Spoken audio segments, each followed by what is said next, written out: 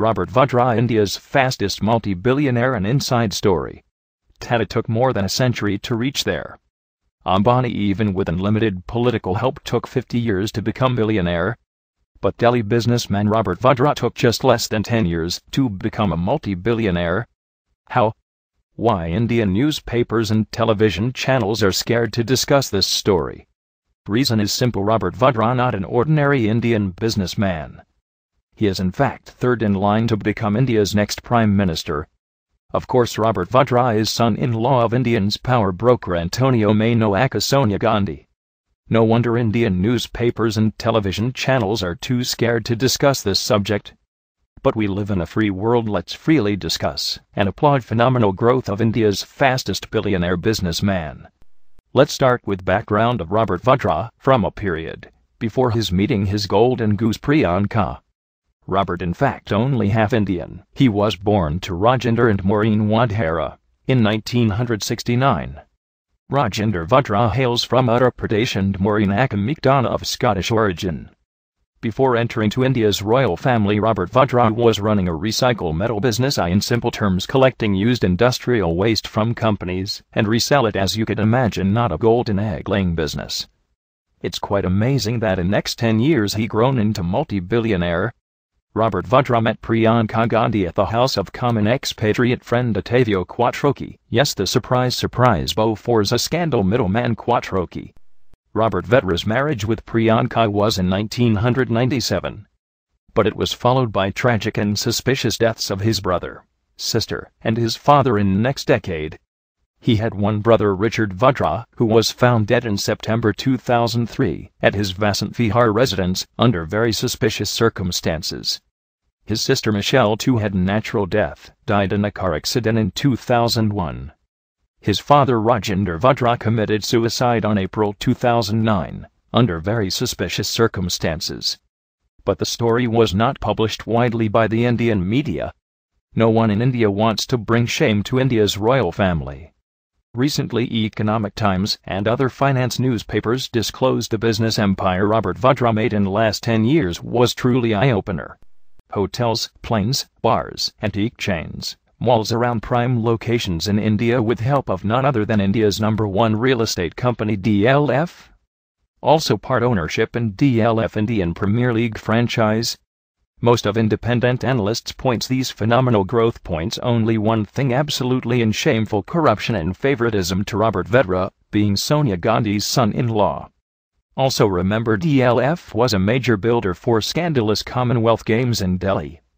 We may not dig too much to find why Indian government protected and very reluctant to take actions against Indian Olympic Association President Suresh Kalmati. Surely Suresh Kalmati can blackmail Sonia's government, showing favoritism given to DLF because of Robert Vadra. Apart from DLF malls, Robert Vadra part owns many Hilton hotels, including Hilton Garden in New Delhi.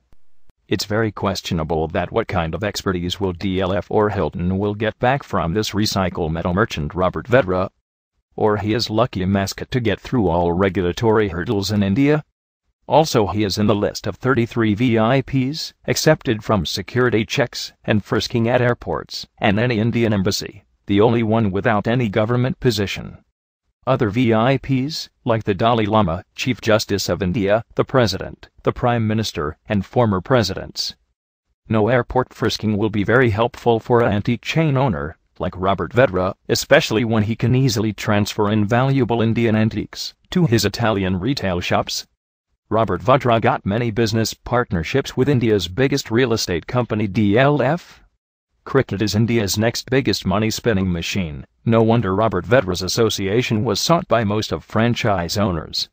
Robert Vadra's association with Calcutta Knight Riders and Shah Rukh Khan is never reported in shameful Indian news media. Other scandal, where Robert Vadra associated, is none other than infamous 2G spectrum scam.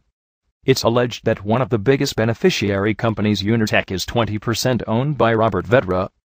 No wonder Indian government tried and still trying to derail all enquiries on 2G spectrum scam, though many ex-ministers are in jail now.